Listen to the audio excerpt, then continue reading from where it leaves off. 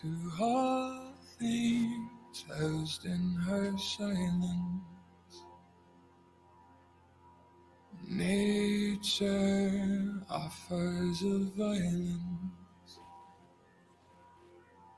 the bear that keeps to his own line, the wolf that seeks always its own kind. The world that hardens is a harsher winter holds. The parent forced to eat its young before it grows. Every bird gone unheard, starving where the ground is froze. The winter sunrise, red on white, like blood upon the snow.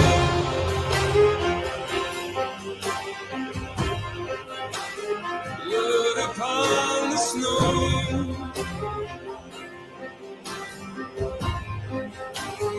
Blood upon the snow.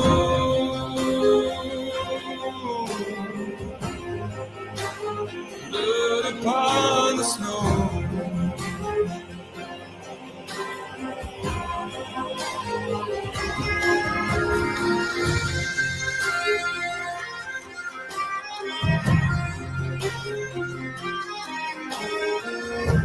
It's not my arms that will fail me,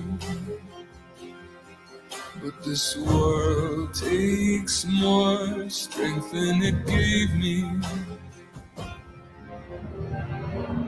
The trees deny themselves nothing that makes them grow. No rainfall, no sunshine, no blood upon the snow.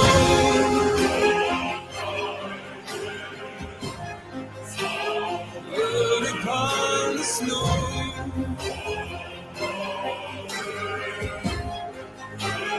Blood upon the snow.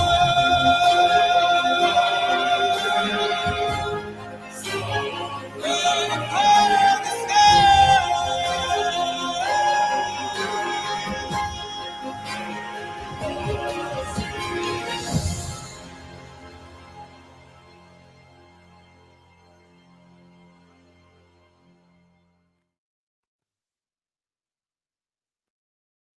Well, that was that'll get you fired up right there, man. That's some good stuff. Uh-oh. Technical difficulties. There we go. Hey Mason, how you doing, buddy? Man, I'm doing well. It's man, we're 3 days away. That's all I can say is 3 days away, and the talking season is done. Our jobs are out. We have nothing left to talk about now. But we do have some football to talk about finally in 3 days. So I'm excited. I feel like I'm in the routine now of a college football season, and talking season is kind of behind us. And now we get to talk about some football and some games. Yeah, man, absolutely. That was a good pump up video there that you made and cut up and put together, and we appreciate that. And you can check that out on the video list there and get pumped up yourself. I listened to it a few times today and um, gave me chills, man. I'm ready to go. I'm ready to see some hard hitting football, and I know everybody else is. And I want to welcome everybody in, and I hope that you'll like and subscribe the video so that we can hang out this year and talk about some football, talk about football news, predictions, reactions, all that good stuff, because nobody can predict what's about to happen. And all I know is that it will be hectic like it always is. And last year was one of the craziest years we've seen, and I think this year will top that. So I'm super excited to hang out with everybody, and I hope that you'll continue to hang out this year with us. Just a few things that we're going to go over in this show today. We added a couple things that weren't included in the title, just a couple things that I'm going to glance over before we get going. But injury bug is out and about. We've got several injuries. We got some QB battle updates, some starters named. But the main card for the show today is we're going to be going over our conference champions predictions, our Final Four predictions for the playoff, and our natty predictions. So without further ado, let's jump into it, man, and let's. I'm going to go over a list of some names here that I've got that can kind of make or break some of these teams and maybe kind of change some outlooks headed into some of this stuff. Of course, we heard about Branson Robinson. I guess it was a torn patella tendon, is what I'm hearing. I guess. Yep. I'm no medical person, so I don't know most of the terminology and things, but he'll be out for the season for sure. This was a blow to, I think, already maybe a little bit lackluster running back room at UGA, at least comparative to what we're used to seeing it in Athens.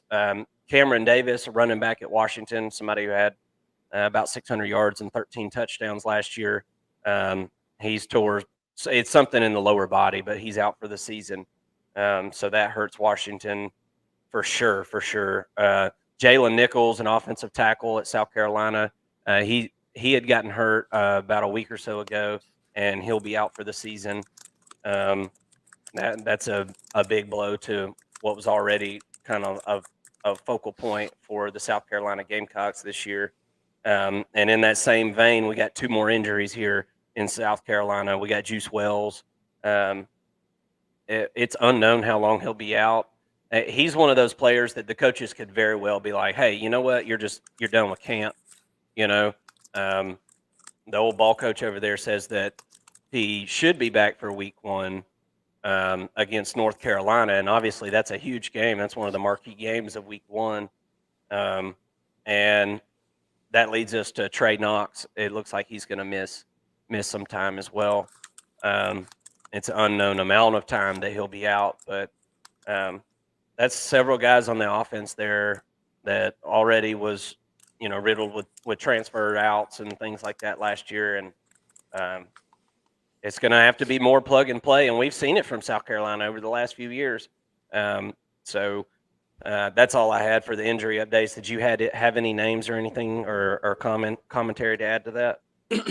No, I think that Cam Davis being out at Washington, not that we should necessarily compare Washington to Georgia, but it's a much bigger hit.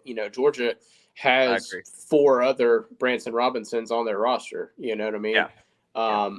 And I was really hopeful, for him to have a good season.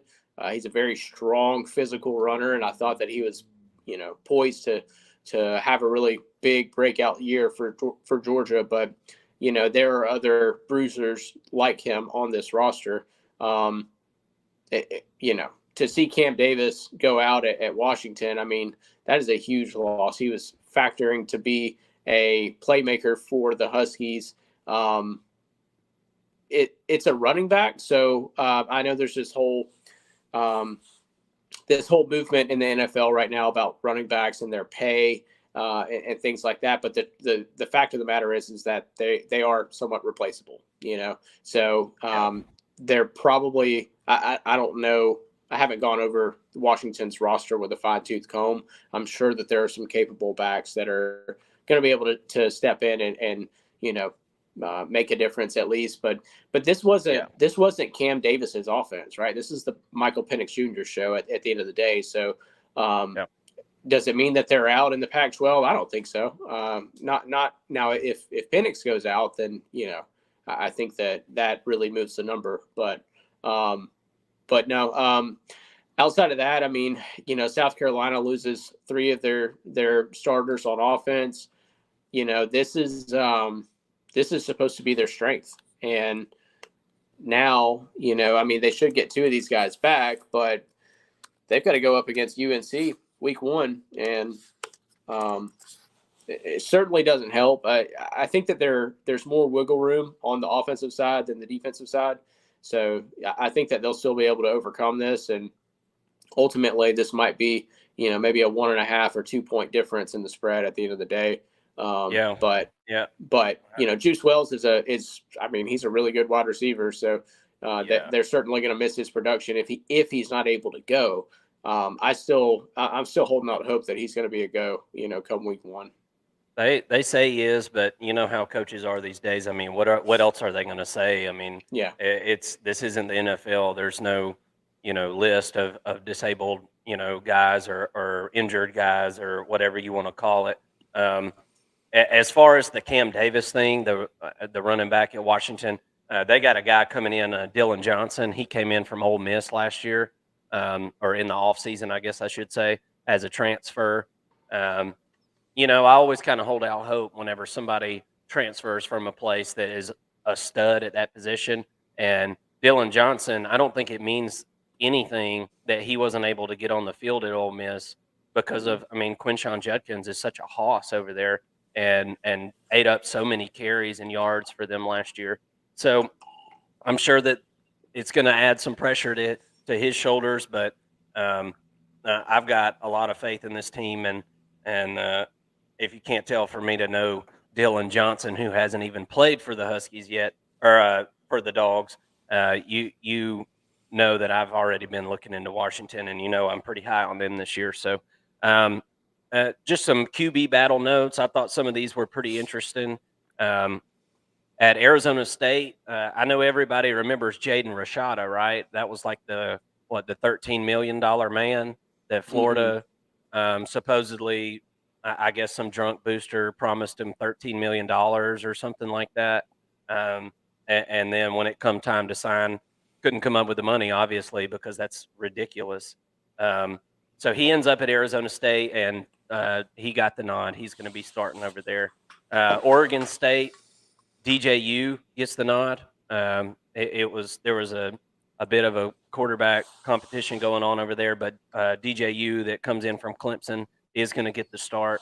Luke Altmaier, he left out from Ole Miss last year. He's at Illinois, and he's going to get the start this year. And Haynes King comes in from Texas A&M and goes to Georgia Tech. He's been named the starter. And the Ohio State and Bama QB controversies or battles or whatever you want to call them are still ongoing. But from everything I'm hearing, it sounds like Devin Brown and Jalen Milroe are the guys that are leading the packs on both of those. And it seems like the longer it goes on, those two guys seem to be more of the beneficiary of a starter not being named, considering just considering the way everything was kind of laid out with their competition and everything. So what do you think about that? It's weird. It also Georgia named a starter, and then bam, we just start getting tons of starters named. I guess maybe it happens every year. I don't know, but it just seems like a lot all at once. Yeah.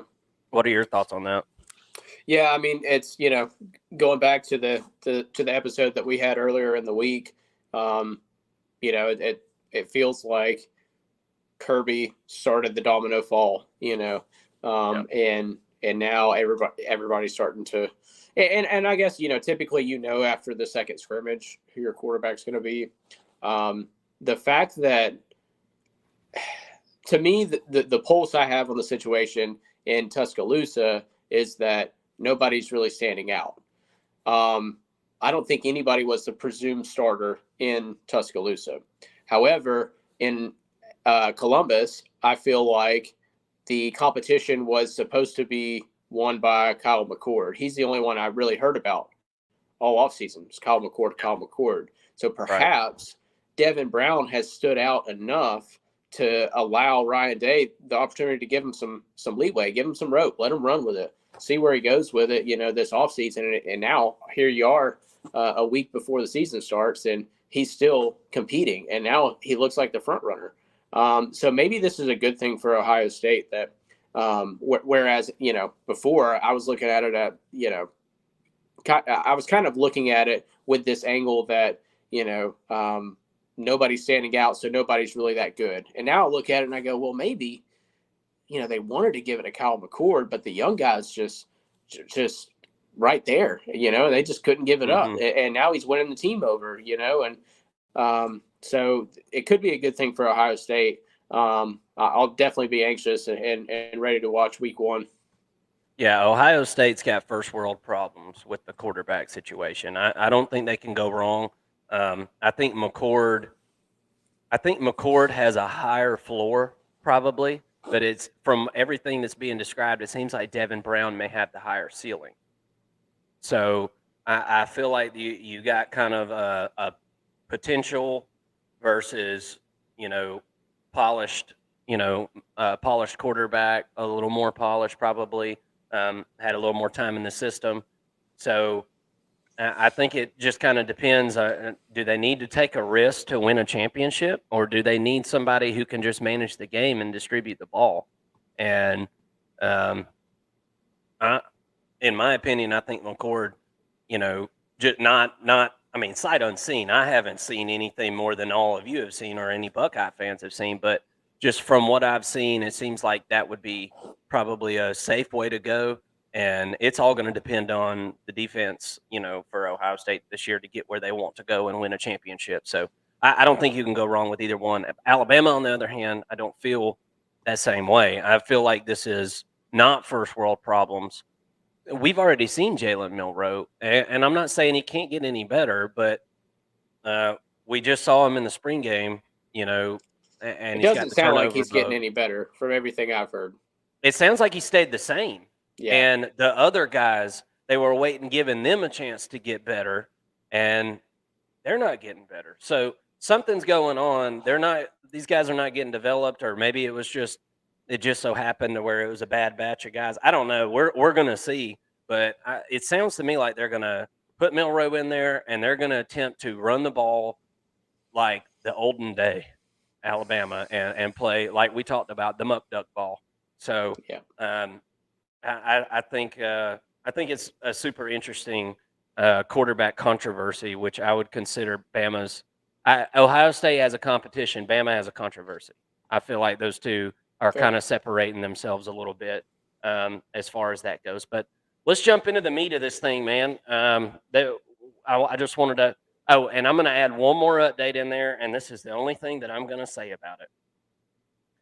The ACC, within the last couple hours, it's been released that they met again today, and they're trying to come up with a compensation package for those two Pac-12 teams, Cal and Stanford, and also trying to come up with a package for SMU.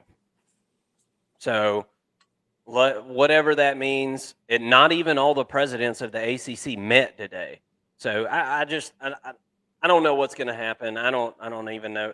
That's great. They had a meeting. There's hundreds of thousands of meetings that happened today that nothing's going to become of the meeting. So, who knows? Maybe tomorrow there's 3 new teams, but they're all going to suck in the ACC. So ACC may be picking up 3 more terrible teams. Conference championships, man. I think that we should start Pac-12, go Pac-12, ACC, Big 12, Big 10, SEC. What do you think about that? Okay, so if you want to do that and lead it off with that, I've got a different route that I'm going with mine. What you got? I'm going to go with the one I'm most confident in, and then to the ones that I think are more intriguing, matchups and battles that are going on in the conference. Okay, I got you. Well, if you want to go ahead, then go right ahead. Yeah, so I'll start off in the Big 12. I've got Texas. This is the team that I'm most confident can win their conference, right? When you look at it, you look at the roster, what they've stacked together. They've got a complete quarterback. They've got one of the best wide receiver rooms. They've got one of the best offensive lines, I think. Some people are skeptical of their offensive line. I think that they're going to have a really good offensive line, and I'm actually so bullish. I'll say that they're going to be a top 5 offensive line in the country. I think they've got a great running back room. CJ Baxter is making some noise. And then on defense, they've got some guys up front that can really rush the passer. They've got a guy at linebacker in Anthony Hill who's making some headway. They got to figure some things out in the secondary, but so does everybody else. And they got plenty of time to do it. So give me Texas as my Big 12 winner and the team that I'm most confident in. Yeah, I like that. Um, and I may have something that mirrors that. Um, and you know what? I'm just going to go in what order you go in, so we can go one for one here. And I also have Texas. Texas, to me, uh, and we all have said it several times about either Texas or Miami, right? They're back. They're not back. They're back. Well, they haven't been this talented on the line in a long, long, long time. It's been since their national championship team, like back in the early 2000s. And I don't even think that compares. Um, so I, Quinn Ewers is way more comfortable this year. This guy, I think, has really, really high upside, and I think we already kind of saw his floor. So, and I don't think we're going to see it again. I think we're going to see closer to the ceiling for the rest of the time for Quinn Ewers.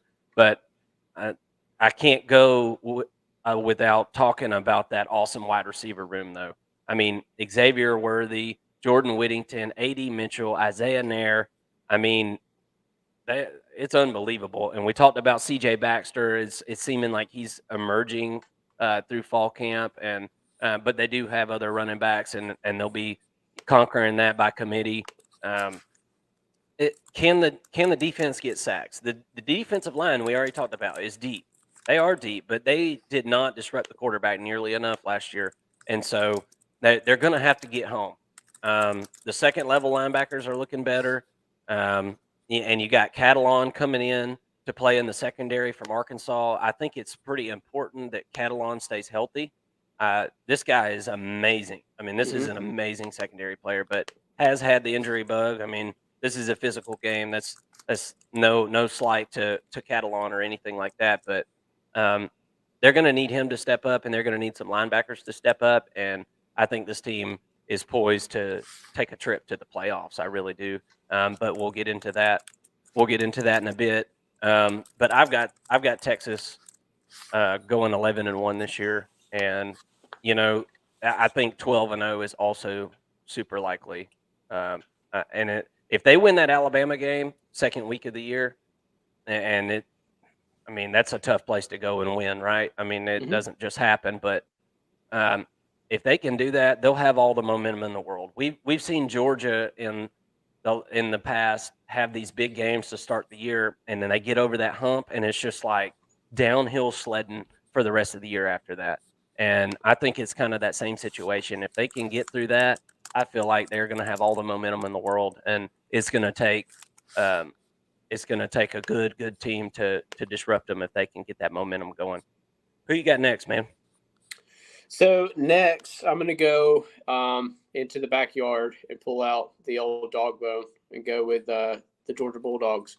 I look at the schedule and I say it's too easy, right? And not in a sense that they can win every game. I think it's too easy for Georgia to win every game and then maybe end up dropping the ball somewhere in the SEC championship or something like that. But ultimately, I think that they're able to stay healthier than other teams because of the ease of the schedule. I do have my concerns with how easy their schedule is, that they're not going to be tested.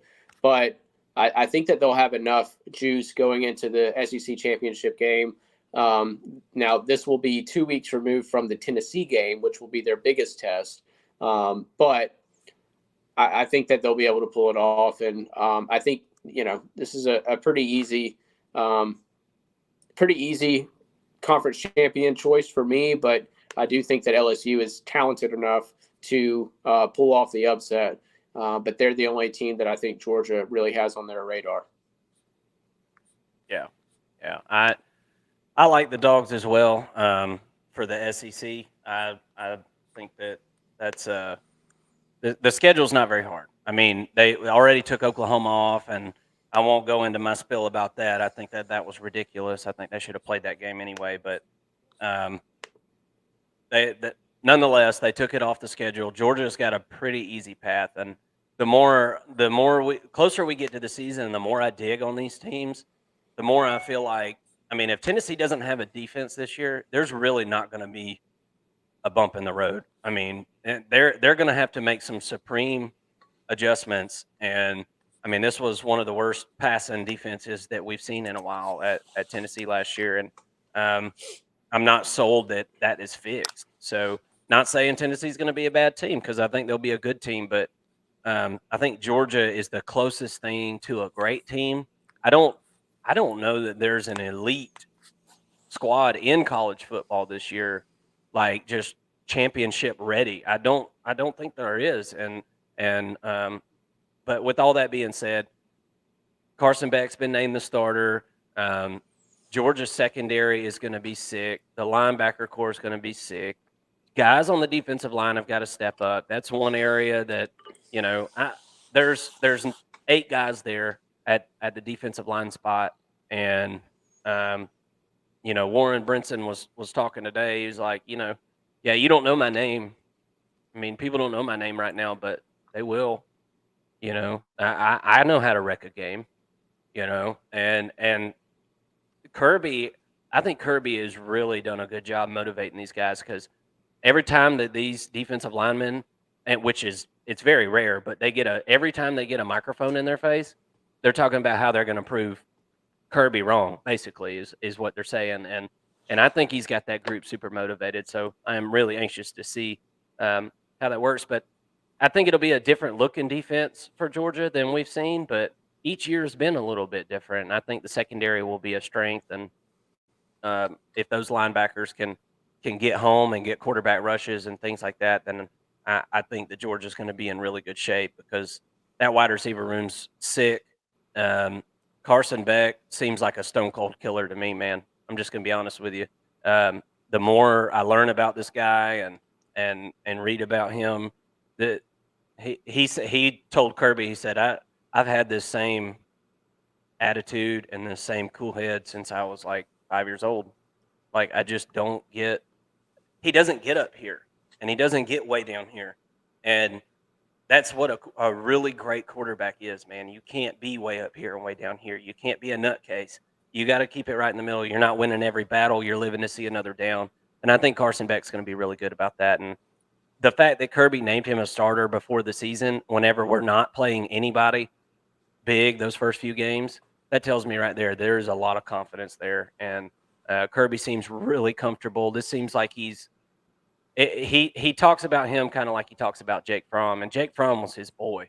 I mean, that was his boy. He flipped him from Alabama whenever he got the job at Georgia. I mean, and I'm not comparing the two as far as talent goes, because I think Carson Beck's clearly a better quarterback, better God-given ability. But UGA is poised to find their way to the championship, because, I mean, 12-0 is, I think, definitely more likely than 10-2, and I think it's just as likely as 11-1, if not more likely. So, what game would they not? Are they not going to be a double-digit favorite? I mean, maybe one. Maybe Tennessee, but Tennessee may have also slipped up once or twice by then. Yeah, it wouldn't surprise me at all. So I don't know, man. I'm thinking Georgia's on a collision course with the playoff. We'll see whenever we get to those predictions. Who you got next, man? So I take it you're going with Georgia as the conference champion, right? Yes, sir. Okay. So next up, the team that I am right in the middle of who I'm most confident in is Clemson, winning the ACC. So to me, this is a coin flip between Clemson and Florida State. I think that Dabo has done a great job of managing his roster and thinking long term here. So last year he could have just kept DJU in the whole season, right? But he decides to let Cade Klubnik take over after after DJU's noted challenges that he faced on the field. So he decides to pass it off to Cade Klubnik, and now he's stepping into the season with a few throws under his belt. He's run the offense, he's got some drives, and he's moved the sticks. Now he's got a full offseason as the guy.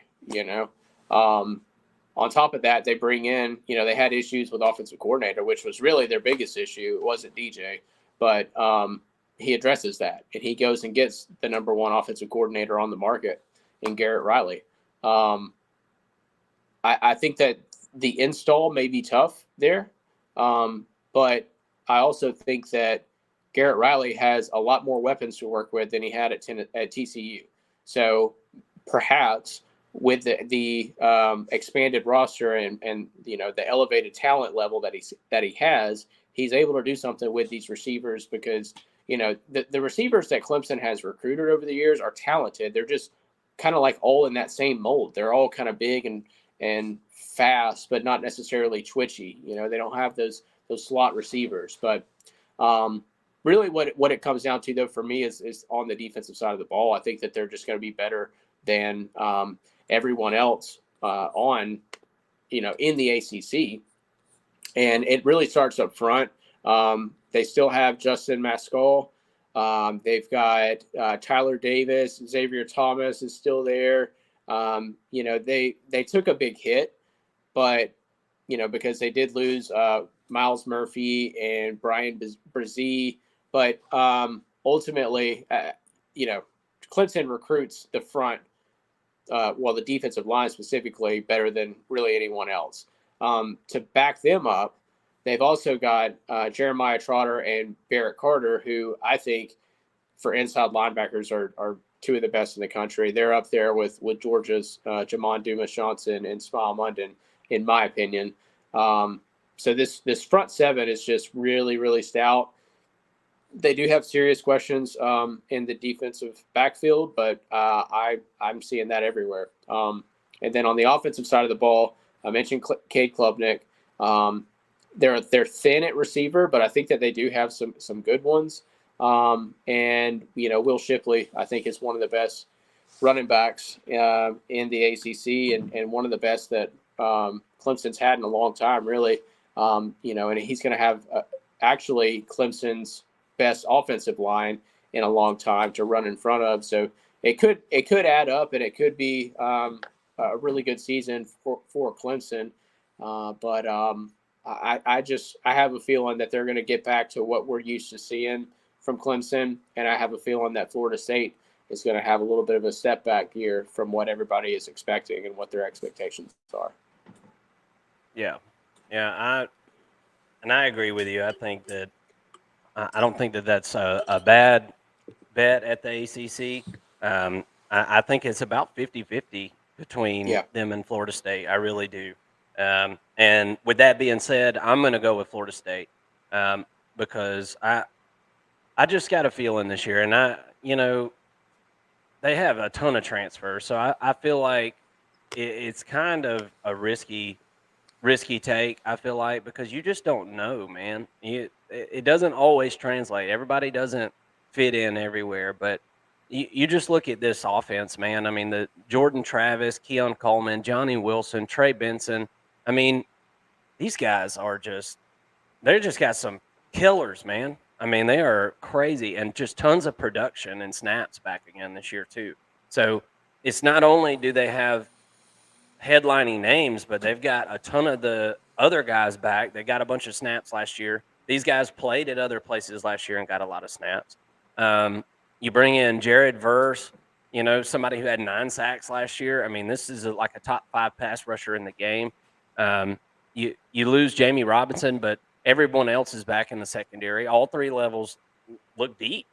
Florida State last year, it was weird. Their ceiling was high. They had moments, right, where it looked excellent, and then their floor was low, and it was just like, what was that? I mean, you just gave up 240 yards rushing. I mean, it didn't make a ton of sense. It really didn't. But I think that's kind of maybe the woes of getting a program to that next level. And I think that they can. I think that they can do that this year. I wouldn't be surprised though to see them win the ACC with 2 or more losses, though. I don't foresee Florida State making it. I don't foresee anybody in the ACC making it to Charlotte with only 1 loss. Maybe whoever wins the Clemson Florida State game, but in my opinion, I feel like Clemson could beat Florida State in the regular season, and then these teams face off again, and Florida State win the ACC championship. I could almost guarantee they're going to play twice. And when we see these rematches, other than Oregon, who was it? Oregon and was it Utah? Mm-hmm. Yeah, I bet money. I bet money on them 2 games, man. I'm like, those were back to back. That was what was so strange. Yeah, and I'm like, I just was like, Oregon's going to win, get absolutely shellacked, and then they go to play again. I'm like, well, they won't do that again. It was a bad day. Put some money down, shellacked again. Mm-hmm. I mean, it's just unbelievable. Everybody fell for that one. Man, I mean, because usually, like Georgia and Auburn back in 2017, Georgia goes out, loses to Auburn at their place, and got spanked pretty good, actually. And then Georgia turns around and beats them, 28-7 or whatever it was in the SEC championship. Mm-hmm. And it was just like, all right, Georgia's already seen this song and dance. So I could definitely see something like that playing out. But kind of like we were talking about before, Florida State has one of those momentum games. And if they can figure out a way to beat LSU again this year in week 1, then it'll be off to the races for them. I mean, it really will. But in my opinion, I see them losing that game week 1, and then maybe losing to Clemson during the regular season, and then avenging that loss in the ACC championship and finishing 11-2. I think that's the most realistic outlook for Florida State this year, and that would be a great year. That would mean that things are going in the right direction at Florida State. And, whenever I was coming up in football, Florida State they were a perennial powerhouse, and I would not mind seeing that happen again. And I know the ACC would absolutely love it and need it. So for the ACC, I've got Florida State, and they've got my pick this year. And who you got next, Bo? So next, I'm going to go across the country to USC. I've got them winning the Pac-12 this year. I'm pretty high on USC, but not high enough to think that they're just going to walk away with this one. I do think that USC has a really, really good offense, but I think that their defense gets them in some trouble in some games. I think that this is another really exciting, and look, this is the last time that the Pac-12 will exist. This is the last season that, as we know it, the Pac-12 is going to exist. So this is their swan song. And I think it's going to go out with some fireworks. I think that this is going to be a really fun conference to watch. I think that Oregon is tough as nails. I think that they've really got it going on up front on both sides of the ball. I think that Oregon, to me, is a more balanced program, and they're really the ones that I look at, and I still think kind of like in the ACC. I think that this is, I'm going to say 50-50, but I also think that that's not fair, because I think that Washington has something to say about that. I think Utah says, hey, we've won it the past 2 years, it's going to be an interesting season. And I think that it's going to come down to USC or Oregon personally, because I think that they've developed the rosters better. You're going to see a year or two bump from both of these head coaches. And it's going to reflect on their roster and on their team. But, when I look at USC, really what delineates the two for me is just how much this is very clearly a number, or I'll say a top 3 offense in the country. There's just no doubt about it. This offense is too powerful. They've got so much firepower. I think that that's going to outweigh a balanced program that might be top 20 on both sides of the ball in Oregon. That's how I see it playing out. I see them. I see Oregon and USC facing off, and Oregon's not going to be able to hold USC from scoring 50 points. That's kind of how I see this working out. But when you look at their wide receiver room in particular, you always wonder, what's my team going to do if guys get hurt? So let's say Dorian Singer, who's a transfer coming in that's expected to do a lot of big things. If he gets hurt, what are you going to do at the Z position at wide receiver? Well, you got a true freshman in Deuce Robinson, who's was a 5-star and is very physical, and he's already cracking the 2 deep. He's going to back him up. Well, what if Mario Williams goes down? Well, Taj Washington's going to step in, right? And if he goes down, well, you got another 5-star freshman in Zachariah Branch. If Brendan Rice goes down, our number one, who comes in? Well, maybe Michael Jackson III. They've got one of the deepest wide receiver rooms in college football, if not the deepest. So they're going to be fine there. And then I think that they've got some real question marks on the offensive line. But, I hate to say that I think that they'll just scheme around it, because sometimes you just can't do that. Sometimes your guys just get blown up on the line. But I don't see this being so much of an issue that they're not able to overcome it. And then on the defensive side of the ball, USC has done a lot to address some of the defensive concerns. They've brought in a ton of transfers. 5 of them, really 7 of them will be key contributors. 6 of them. One of them is a true freshman in Sam Green, but you've got Anthony Lucas, who's making a splash at defensive end. Their nose tackle, Kyan Bars, defensive tackle from Georgia, Bear Alexander, who's actually a stud. I think Bear Alexander is a guy that I look at and I go, I wonder if he doesn't end up being Defensive Player of the Year for the Pac-12. I think that he's really going to go over there and be that big of a difference maker. Then you got Jamil Muhammad at the rush position, middle linebacker. You've got Mason Cobb. And then also at defensive tackle, you got Jack Sullivan. Those are all transfers coming in, and they've done what they can, I think, to address the concerns. Is it going to be enough to make this a top 10 defense? No. Are they going to be top 20? Probably not. Can they be top 30? And if they are top 30, are they competing? Yeah, absolutely. Mm-hmm. They've got some players. They got to figure it out. They got to get it figured out schematically, and then you've got to question the depth at that point, and whether or not these guys are able to hold up, because there are only 6 guys that they brought in that are going to make such a difference. So you're going to need all 6 of them to contribute week in and week out, and that's going to be a really tough ask. But ultimately, I think that this is the year that USC is able to get over the hump. I think this is another big year for Caleb Williams. I don't think he's going to win the Heisman, which we're not giving out our Heisman picks today, but I just think it's really tough to go back-to-back with that.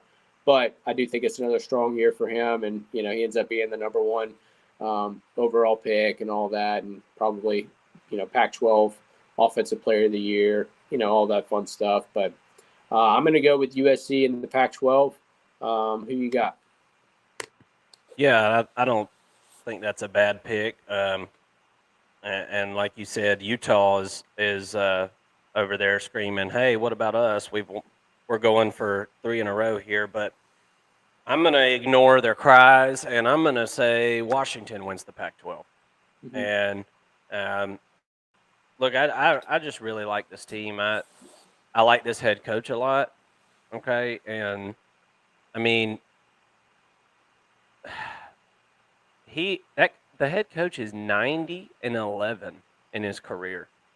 I mean, it's really remarkable. And Kalen DeBoer, he's done it so quietly. I mean, nobody really talks about it.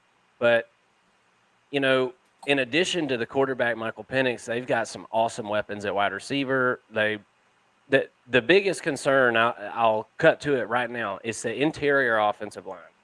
That's where they're going to make or break their season, I think, and the secondary as well. Those 2 areas are areas of concern, and whereas the offensive line was good last year, the secondary was not good last year. That was definitely the Achilles heel for this team. We talked about Cameron Davis. He's going to be out at running back, and you bring in Dylan Johnson, running back from Ole Miss. and Jeremy Bernard comes in from Michigan State at wide receiver, so you add a little bit more depth there. So I like the offense a lot. Braylon Trice is a very good edge rusher. This dude had 67 quarterback rushes last year. And Zach Durfee's coming in to play defensive line. So it's got pieces. This team has got pieces. Overall, I think that this team is more built to beat these Pac-12 teams than any of the other Pac-12 teams. Mm. I feel like physically on the lines of scrimmage, they were different last year, and it really caught my eye. And if it wasn't for a couple of, I mean, let's be real, they lost a couple of games that they shouldn't have lost last year, to be honest, and really finished strong. I I like this team a lot. I like this head coach, as I said, and I've just got that gut feeling about them this year. I feel like they're built to win the Pac-12 title this year, and there's got to be something that sets these teams apart. And I think USC is their offense. I think that's the best offense in the Pac-12. Um, Oregon, I feel like, is the closest thing to Washington out there. I feel like they're kind of alike, but I feel like Washington is going to be better on the defensive line, and Oregon, that defense just didn't look good to me last year. And I know it was the first year, under a new head coach, and you got guys coming in, but they had NFL talent at linebacker last year. I mean, they really did. So anyway, it's probably a tougher system than what they've ran in the past over there, and that's probably why. But overall, like I said, I've got Washington, and I want to just kind of give them their due and kind of go over the schedule here for just a minute. They start off with Boise State, and I thought that was pretty interesting. That's going to be on ABC. It's a 3:30 p.m. game. So everybody's going to be able to see that, and it's going to be during the daytime. So we got lucky on that, and we'll get a good look. And this is not Boise State's never a pushover team. And then you've got Tulsa, you got Michigan State, Cal, Arizona, Oregon, Arizona State, Stanford, USC, Utah, Oregon State, Washington State. It's a tough schedule. I mean, there's no doubt about it. You've got, let's see, you're 1, 2, 3, 4, 5 games before you get your bye, and you get your bye right before you play Oregon. You get Oregon at home. You got to go to Southern Cal, and you got to go to Oregon State at the end of the year. And you're at Arizona. You go to Michigan State early in the year. I don't think Michigan State's going to be very good. Neither one of us have them ranked in our top 25, so we obviously don't think so either. I don't think this is. I think it sets up pretty decent, about as decent as you can expect. The easiest schedule in the Pac-12 is UCLA. There's no doubt about that. But I would say that this one right here, as far as the home and away games, you could honestly afford to lose the game at USC. You just can't trip up in the games that you're supposed to win. That's going to be the name of the game, because nobody's making it undefeated through the Pac-12 this year. I don't think. Mm-hmm. I don't think anybody's making it out unscathed. And so, therefore, it's going to take somebody in the Pac-12 finish in the regular season with one loss. Two teams probably finish each with a loss, and then one of them is going to knock the other one out right out of the playoff. And then the other one is going to depend on, what the ACC's got going on, I think, as far as getting in the playoff and things. But it wouldn't surprise me either to see a two-loss Pac-12 champion. I wouldn't be surprised to see that either. There's a lot of good talent out there in the Pac-12 this year. It's a shame that they couldn't get their act together and hold that thing together. But I've got Washington this year. Come on, dogs, don't let me down. That's right. So I guess I'll kick it over to the last, but certainly not the least. Very top-heavy conference in the Big Ten. I know a lot of people are picking Michigan. They're my preseason number 2 team. I think that they're a totally loaded team, but I think it's just really, really hard to beat Ohio State, your rival, 3 years in a row. I think that they've gotten away with it 2 years for two years now, and I think that this is the year that Ohio State comes up and is able to get them. I think this game's in Ann Arbor this year, actually, so they get a little bit of a revenge game in here. And I'm just really, really high on Ohio State this year. I think that they were super close last year to winning the national championship. Really should have beat Georgia. And if they had beaten Georgia, they would have won the national championship. Let's be honest. So Yeah. I think that oftentimes in sports, we see a team that gets really close. And then the next year, they get a little bit closer. Then the next year, they finally get over the hump. We see that in a lot of sports, and in college football, it's really no different. You know, you've got to build the culture, right? And to have a winning culture that goes in to these playoff games and makes it to the playoff games, well, then they finally win a playoff game, and then they get over the hump and win the national championship.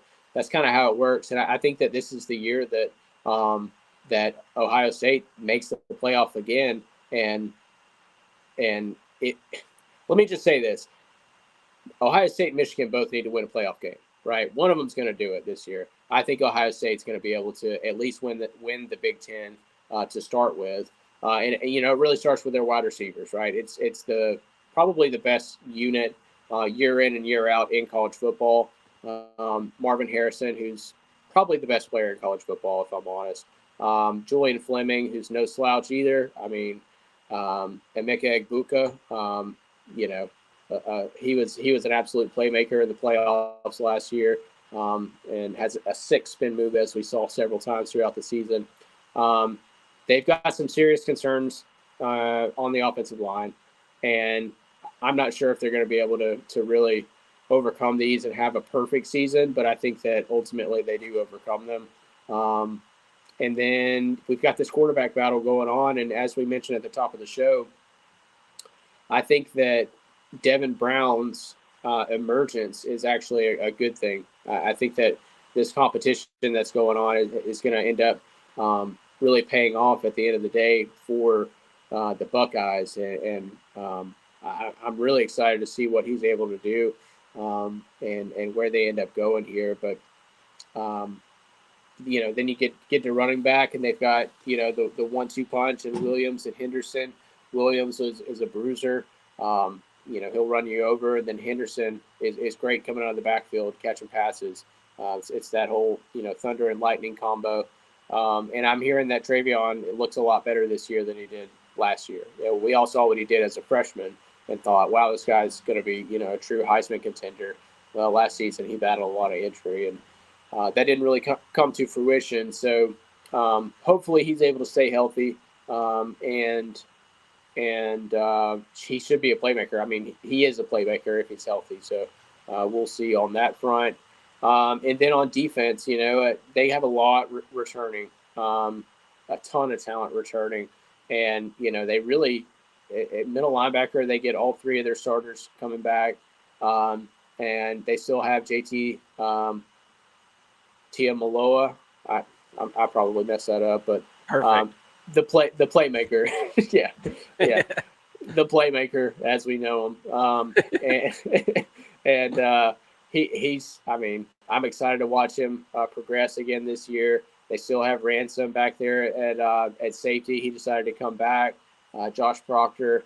I mean, they should be able to build on the success that they had last year on defense and maybe take it a step further, right? Can they be a top 20 defense this year? You know, that's kind of the question to me. If they are, then this is a really complete team, and they should. I think that nobody's really going to be able to touch them if they're able to have a really, you know, more balanced team than they have in the past. So, what do you think about that, Mark? And where are you going for the Big Ten? Yeah, I like that pick, and I've heard several people pick Ohio State this year over Michigan, and you know, I personally, I guess you can just call me a Michigan man because I mean, can't you tell by my voice that I'm a Midwestern Michigan man? But no, I think Michigan is. I heard somebody put it perfectly the other day, and it's kind of along the same lines as the way that I talk about Washington. I think Michigan is built to win the Big Ten. I don't think they're built to win a national championship. Mm-hmm. If that makes sense. I think it's like a team that was designed and created to push Ohio State up and down the field. And I just, I've talked about this year also, like I've talked about Alabama and how they're going to go run the ball. Well, I don't think that you just all of a sudden say, bam, all right, we're now physical. And that's my problem with picking Ohio State right now. Every time they get in a big game, they're not nearly physical enough. They're just not. And it always comes down to the fourth quarter, and then they start getting pushed around. Michigan is still running the ball on them from the fourth quarter. Georgia ran the ball on them and did whatever they needed to do in the fourth quarter. Outscored them 18-3 last year in the Peach Bowl. Though, I mean, they had that game won. They really did. And if they make the field goal, they probably go on to win the national championship. I'm sure, not probably. They definitely would have beat the crap out of TCU. But with all that being said, Michigan is returning J.J. McCarthy. I don't think that J.J. McCarthy is some kind of top 10 quarterback in the country. And, I've seen people go back and forth on this online. Yes, he is. No, he's not. Top 10, top 15. I think he's probably top 25. Yeah. There's a lot of good quarterbacks out there that don't play for nearly as blessed of a situation as J.J. McCarthy is going to play for. This running back room is sick to death. Blake Corum, Donovan Edwards, the best 1-2 punch in college football. There's very little doubt in my mind about that. You got Colson Loveland at tight end. A.J. Barner came in at tight end. Cornelius Johnson will be at wide receiver 1. I don't really, beyond the fact that there's nobody that's going to test them up until, in November, basically. I don't think that there's going to be anybody that can slow down this offense enough and score enough on this defense. They're just a well-rounded team, and they're built from the inside out. And it's like an SEC team out in the Big Ten. Like a good SEC team. So I'm kind of stuck on the Michigan thing right now. I think that it's going to be hard for Ohio State to go into their place, and it's going to. It's going to be freezing cold every single time. I'm not trying to pick on Ohio State. I'm really not. But anytime the wind is blowing, or it's cold outside, or anything, or somebody gets hurt, it's just like excuses, excuses, excuses. And last year when Michigan went to their place and beat them up real good, it was not cold outside. It was like 58 degrees or whatever. So, there wasn't no excuses, man, and there wasn't nobody hurt. It was just a beatdown. And with all that being said, I think the defense is going to be probably just as good. I don't know that there's quite as many top level like draft picks that we know of yet on Michigan. And I say yet because that's why we play the season, and these people, these types do emerge. But Will Johnson at cornerback, he's an All-American contender. They got 3 really good safeties.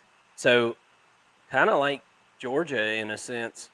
I think that the secondary is a strength for this team, and I think that also matches up well with Ohio State this year.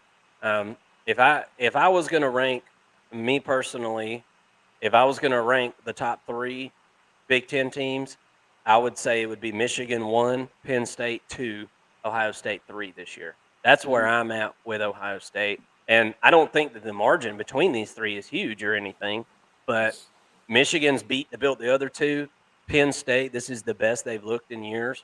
So honorable mention here. I almost went Penn State, but then I thought better of it whenever I looked at Michigan's schedule, and literally it doesn't even start until November. So they're going to be rested and ready to rock, and this type of team doesn't take 4 or 5 games to get what they're trying to do going. They're going to be hitting the ground running. They've got, I got their schedule actually pulled up right here, and I just want to glance at this real quick. Let me get it pulled up here. But it's just so stinking easy. They don't play any Power 5 teams um, outside the conference at all. So you got East Carolina, UNLV, Bowling Green, Rutgers to start the year. Those are all at home. Then you go on the road and you play Nebraska. That's a dub, man. They're gonna mash them in the dirt. And then they go to Minnesota. You know, I, I believe that was a decently close game last year, like halftime, but they're not going to do anything. Then you get Indiana at home. You go to Michigan State. They're going to mash them into mashed potatoes. And then you get Purdue at your place. And then you got to go to Penn State. So, and that's on November 11th. And before the Purdue game, you get your bye week. So they'll be off the week. Georgia plays Florida that Halloween weekend. So they get their bye week, and then they only got 4 games left in the season, and it's Purdue at home, Penn State on the road, Maryland at Maryland, and then Ohio State at home. So quite literally, the season starts November 4th, and basically their season is going to be that in the postseason. So I think that everything really sets up well for them to catch their breath before that Purdue game. And I don't suspect the spoiler makers are going to put up much of a fight there. But if you can beat Penn State, I definitely think you can beat Ohio State this year. That's my opinion, and I'm sticking to it, and I'm sure I'm going to be wrong on some of these, but this is where my gut has taken me, and like I said, I'm sticking to it. You got any comments on that stuff? Yeah, so you mentioned the schedule at the end of the year, November 11th at Penn State, at Maryland, and then they get Ohio State at home. I think Maryland right there is a trap game. Totally. Sure, it is. Absolutely. That's not an easy win at Maryland. They're going to be, man, that place is going to be rocking. And that's Tagovailoa or Talia Tagovailoa. Yeah. So Pineapple Junior, as Uncle Lou on YouTube calls him. That's, you never know, because there was games last year where Maryland just showed up. They're going to show up for that game. They are. And that's a situation where I look at Michigan, and I think that you and I have Michigan and Ohio State flip, because I see it as Ohio State, Penn State, then Michigan. And I can see a situation where it's so back heavy, if they go to Penn State, and that place is going to be rocking too. But that they go to Penn State and lose that game, then all of a sudden you got to go face Maryland. And now you're sliding, and maybe you lose to Maryland, and now you got to get pumped up to face Ohio State. I could see things really getting off the rails late, for Michigan. I'm not picking that to happen necessarily, but there's at least a chance of that happening. And I do think that Penn State beats Michigan on November 11th. So that's really kind of where I think that Michigan's going to have issues, is they get beat by Penn State. Now all of a sudden there's a chink in their armor. They're vulnerable into the year. I think Ohio State comes back and gets them, and that's the way I see it playing out. I could see also a situation where Ohio State loses to Penn State, and then Michigan beats Penn State, and Michigan loses to Ohio State, or something similar to that, where you got 3 losses, each team's got 1 loss, and it could come down to tiebreaker, head-to-head, stuff like that. I could totally see that happening this year. It seems like that's going to be a tighter race, and I think that if there was like a 4th team in the Big Ten, I feel like it would be like Wisconsin. I feel like Wisconsin's going to be all of a sudden much better this year. I really do. They've got an interesting thing going on over there, and I'm a big Luke Fickell believer. Who isn't, right? I guess everybody's pretty high on Luke Fickell, but Yeah, man, I like those picks. It's going to be an interesting, very interesting year, and I'm gonna lock these away and put them in the time capsule, and we'll come revisit these and See how wrong we are. see exactly just how wrong we are. it's gonna be it's gonna be an interesting year. There, it always is, but I feel specifically that this year is gonna be. We're gonna have it all knotted up right there at the end, going into championship weekend, and I think conference championship weekend is gonna really dictate um, probably maybe all four playoff spots this year. I don't know that unless somebody in the SEC can go undefeated in the regular season. I guess that might be Georgia. We'll see, um, Mhm. as they've done it 2 years in a row now. With all that being said, who you got going in your Final Four, man? Let's talk some playoff predictions. Who you got? So in the Final Four, we talked about this last week, right? With our top 25. At the end of that, we did give our Final Four, and I've since changed my picks. So it's a free country. I can do that if I want. So Will Vegas let you do that? I'm not. I'm not I sure. don't know. I don't know. Go try it, but I'm not responsible whenever they throw you out the front door of the Hard Rock. Week Uh, 7, you come rolling in. I got to change my picks. No, but so for me, obviously I'm pretty high on Georgia this year. I've got them at number 1. Number 2, I've got Ohio State. Um, I think that and since we just talked about this, I'm not going to go too deep on it, but I think that this is a Ohio State, Penn State, and Michigan sort of top loaded Big Ten this year. And I think that how it plays out is Michigan loses to both Ohio State and Penn State. Ohio State beats Penn State and finishes the year undefeated. And I think that Penn State finishes the year 11-1. So I've got Ohio State at 2, Texas at 3. I think that they do win the Big 12, but I think they slip up somewhere, and they have one loss in Texas, and I think that Penn State sneaks in with one loss into the wow. Final Four at number 4 to face off against Georgia. And I'll go ahead and give you my national championship winner. I think that Georgia beats Penn State pretty handedly in the semifinal, and I think that Ohio State ends up coming out with a win and a really close matchup against Texas. I think it's like an overtime type game, just one of those instant classics. And then Ohio State seeks their revenge against Georgia in the national championship this time, but still come up short. They win that playoff game, but they're a little bit short in the end.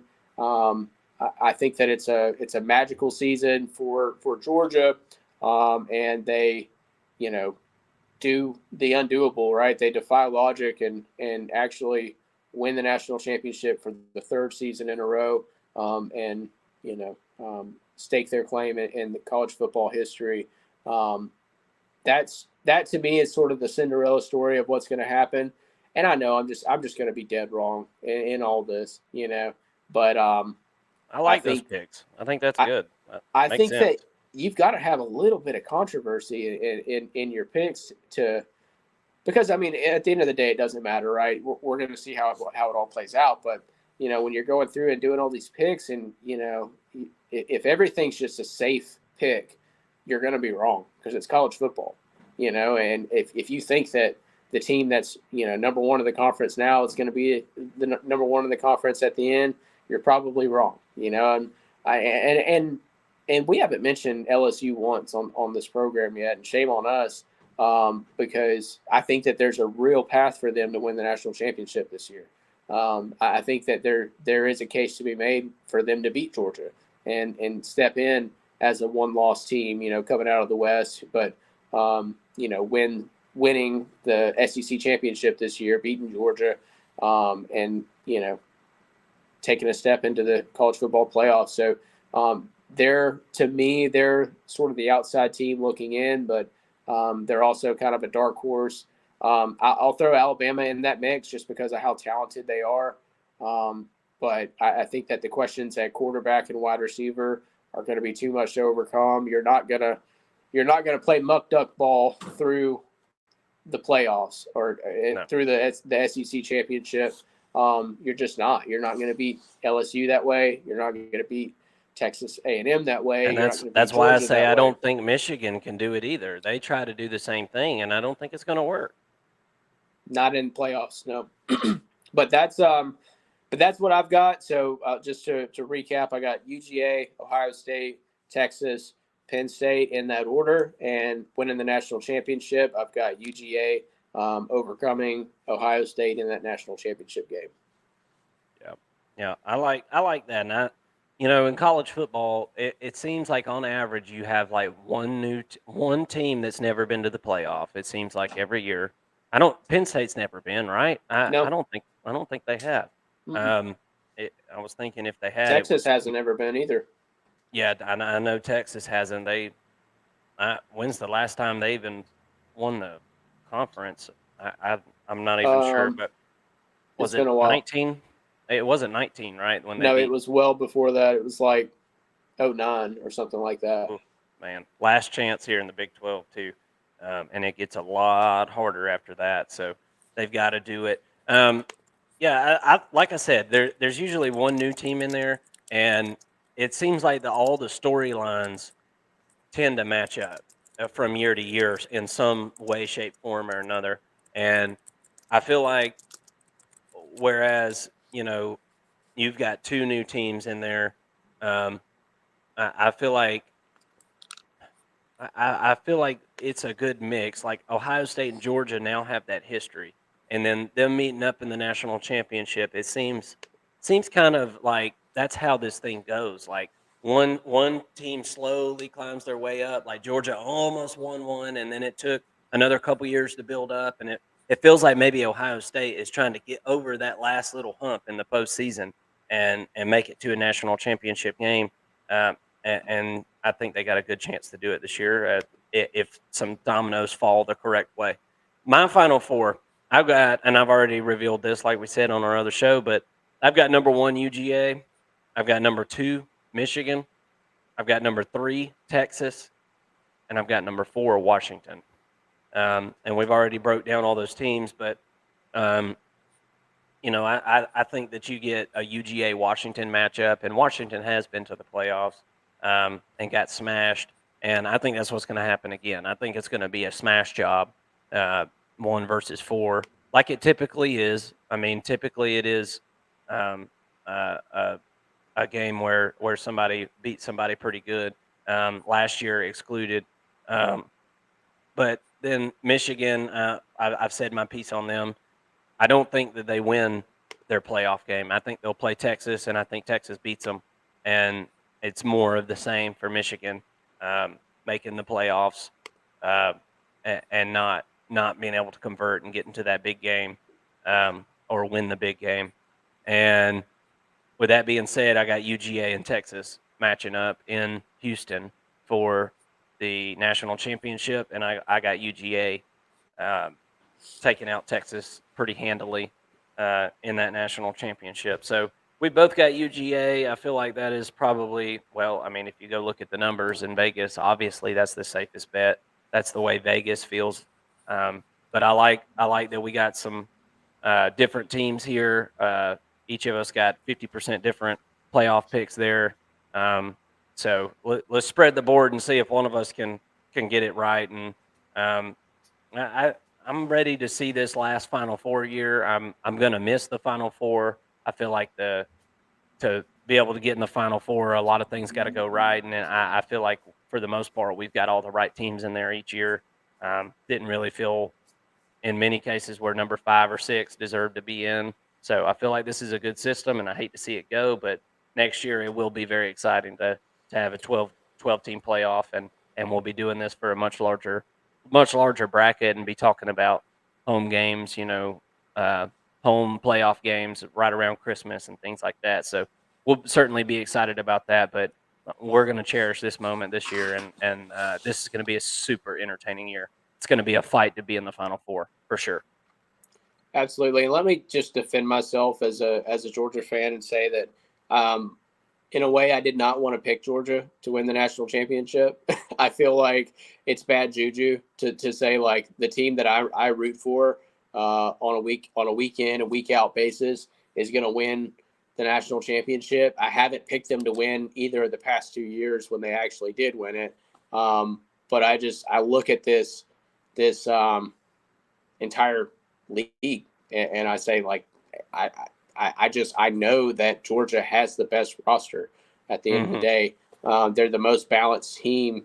Georgia is going to be better on defense than I think they're going to be a better defensive team than the 2021 team. It's going to look different. It's not going to be up front. It's not going to be it's not Jalen Carter and Jordan Davis in the middle up front. But I think that they're better on the edge, and I think that they're much better in the secondary, and I think that they're better at middle linebacker as well. I think this is the defense that Georgia has for the past 2 seasons been working towards since the 2021 team. So last year was their rebuild year. They just so happened to win a national championship during it. And this was the defense that they've been really getting this generation of defenders to prepare for. This is the year that they've been preparing for. It's going to be a lethal unit. Everybody's going to say all the way up until Georgia plays Tennessee that they ain't played nobody. We hear it all the time. You just turn it on Paul Feinbaum at week 6, and you're just going to hear Georgia ain't played nobody. And that's how it's been the past 2 seasons. But I think that they're going to show up for Tennessee, and they are.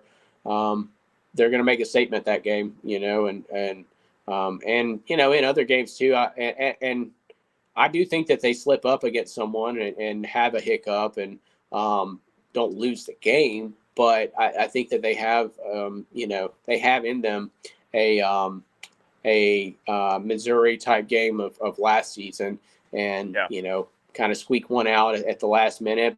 But that's going to fall more so on the offense. I'm particularly interested and intrigued to see this defense, because this is the one I've had my hopes on, for the past 2 seasons. Just looking at the recruiting and what they've brought in. I think that this is a very, very elite unit, and it's gonna help out with Carson Beck. Let him get his feet up under him, and who I think is going to be just fine anyways. You started off the show talking about him, and I think he's more than capable and more than ready, and really could have probably won 2 national championships had Stetson Bennett not been able to go. With Georgia, I think he was ready 2 seasons ago, and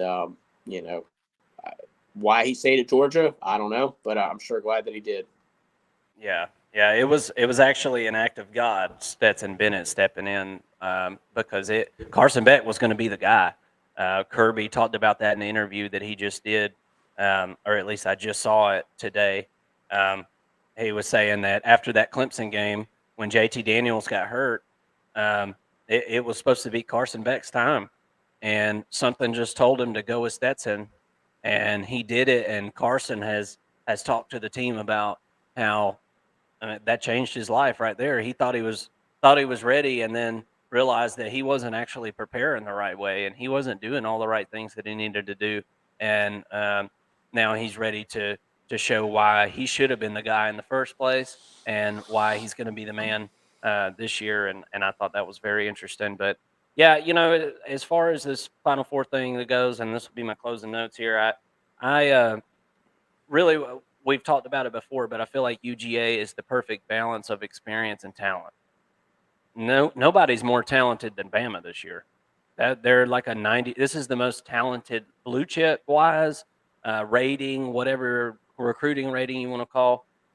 They're 90% blue chippers. Alabama is, and Georgia I think is like 77%, something like that. Mm-hmm. Alabama is the highest rated team like ever, and it just so happens that it seems like things didn't hit on quarterback, or at least it seems like it right now. Maybe things change. Maybe Nick Saban's a mastermind, and he's putting all this out there, and he's putting all this rat poison and rat traps out there, and they're going to come out and do the darn thing. But it didn't look like it in the spring game, and we can only go on what we're being told and what we've seen, and it looks like they're going to need some help to get to this list of elite teams right here. But you know, all it takes is a couple things going the right way for a USC, an Oregon, a Bama, an LSU, and they're right in this. So Hmm. any of those teams right there, I could definitely see, stepping up and making a push to a playoff or a conference championship or both. The way that I broke down my top 25 and found my final four after doing all the research is to really begin my list, I went through every conference and I made a first tier and a second tier. And I named all the teams that I feel like after doing all this research, which teams were in the first tier and which ones were in the second. And then I narrowed it down from there. And SEC, you got UGA, Bama, and LSU. Any of those three teams can catch a stride and win a championship. There is zero doubt about that. Second tier, Tennessee, Texas A&M, Ole Miss, Auburn. It would be much harder for those teams to do such a thing. Dang near impossible to win a championship or make a playoff, in my opinion. But in ACC, you've got FSU and Clemson, and then second tier you've got North Carolina, maybe Miami, maybe Duke. Pac-12, USC, Oregon, Washington. Those teams can definitely make the playoff. Big 12, Texas, Texas Tech, and Kansas State.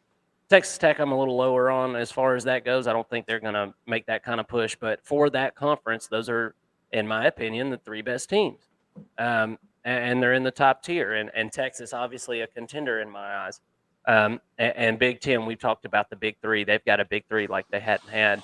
And I feel like Big Ten is the conference that has the best top three. For If sure. you put those top three against any other top three, I don't think they have the one best team or the most elite team in the country, but those top three, it's really hard for anybody else to compete with that, I feel like. And it's going to be really, really fun to watch those top three teams and see if they can make it through their respective gauntlets and not trip up over one of the middling second, or as I call them, second tier teams in that conference. But that's going to conclude our predictions and stuff. We've got it all out there. We're what, 3 days away from college football, and I'm going to pull up some lines and stuff. And what we're going to do, this is going to be our Friday segment. Typically, we're going to go in on Fridays and do like a noon show, and it's not going to be a long show like these live shows are. We're going to keep it short, but what we want to do is we want to have a best bets segment where we go in and we break down college football, fantasy teams, players, all that good stuff. Mason's more of the guru on that stuff, and go over lines, over unders, and things like that as far as betting purposes. And if you're a betting person, then take what I say with a grain of salt, but we'll see how things go. We're going to keep up with it week to week, and if we get on a hot streak, then by all means, we invite you to come jump on and ride the streak with us. So with that being said, let me pull these up. I don't really even know a lot about college football fantasy. So it's going to be a situation for me this year where I can kind of learn with everybody because it's not something that I'm super familiar with, and I know a lot of my friends and stuff love doing it. And I've heard of some people making some money doing it. So I definitely would like to learn more about it. But let's just you've kind of got the more interesting thing to talk about. So because week 0 is kind of a blah, lineup. It's not great, but this is a good way for us to kind of go through the games that are happening at least, and just kind of reiterate what we think about these betting lines, and I want to see what you're thinking. So first up, let's go through these lines, and I got that on the screen. I think I'm I see you. still learning over here. So On Saturday, the 26th of August, at 2:35 p.m., oddly specific time there, and a weird time for a college football game. But it is happening in Ireland. You got Navy against Notre Dame. Notre Dame is considered the home team for this neutral site, but so we'll say Navy at Notre Dame, but it's really in Ireland. And Notre Dame is a 20.5 point favorite at minus 110. So if you're not familiar with betting, well, I'm no like super expert, but I can't explain to you the lines because I do bet on these every year. So when we say that Notre Dame is a 20.5 point favorite, that's this minus 20.5 that you see right here that I'm circling. Basically, that's saying that they're going to win by 20.5 points. And you're probably saying to yourself, half a point, how do you do that? Hit the upright on an extra point. No, this is a betting number right here. So to win this bet, if you bet minus 20.5, they would have to win by 21. If you bet the plus 20.5, and you're saying the Navy's going to keep it within 20.5, which means 20 or lower, then you would win the bet. Okay. And the minus 110 thing here is you would have to bet, since it's a negative number here, you would have to bet $110 to win 100. Okay. That's what that means. And that's the most, obviously, you could break those numbers down if you bet, if you bet 50, you'd win 55 or whatever. You could break it down different, but I use 100, and that's how I use it in my head, and that's the easiest way to do it, in my opinion. And then we've got the over-under at 49 right here. So they're saying the total team points will exceed or stay below 49. So you can bet on that number. And then over here on the far right, you've got your bet line. And this is just straight up right here. This just excludes all the points. So Navy is a plus 860. Anytime you see a plus, that's the underdog. So if you bet $100 that Navy would beat Notre Dame, they could just beat them by 1 point. If you bet $100, you'd win 860.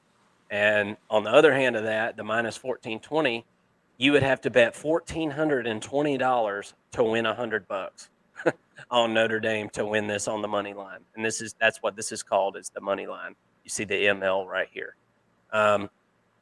So with all that being said, does anything stick out to you on that one? 20.5 seems kind of low, but I mean, as any college football fan knows, I mean, Navy is a running attack, and they're going to eat the clock. But 49 seems a tad high.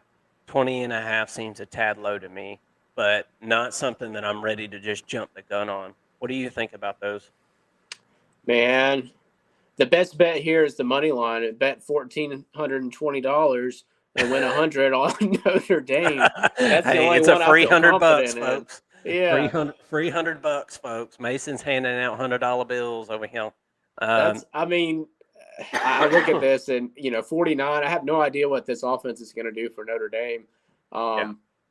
New offensive coordinator, new quarterback. Sam Hartman, who is now the all-time ACC leader in passing yards, and he's still got one more year of college apparently. So he went and decided to go to Notre Dame, the ACC junior school, and I think that they're going to do really well, but I'm not confident enough to say over on 49. If you force me to make a bet right here, I think that I'd have to go with Notre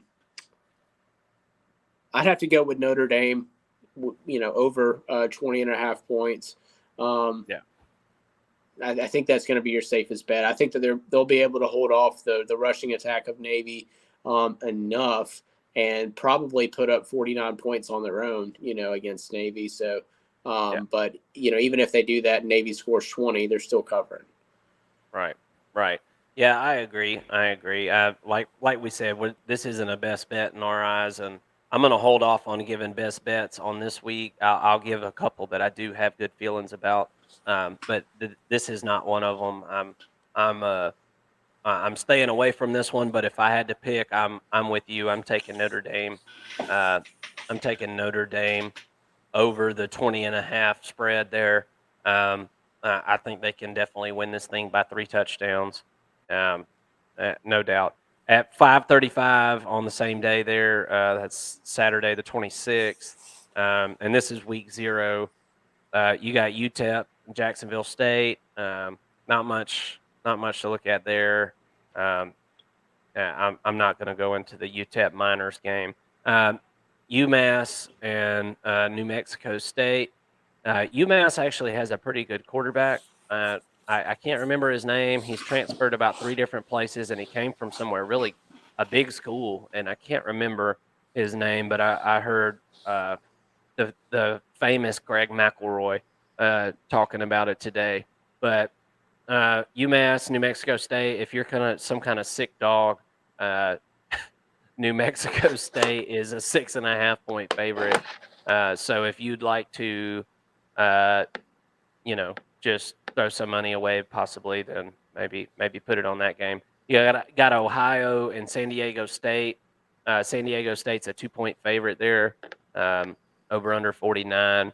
There are a lot of people that believe in San Diego State. This is a team that's tried to get into the Pac-12 a lot over the last couple of years.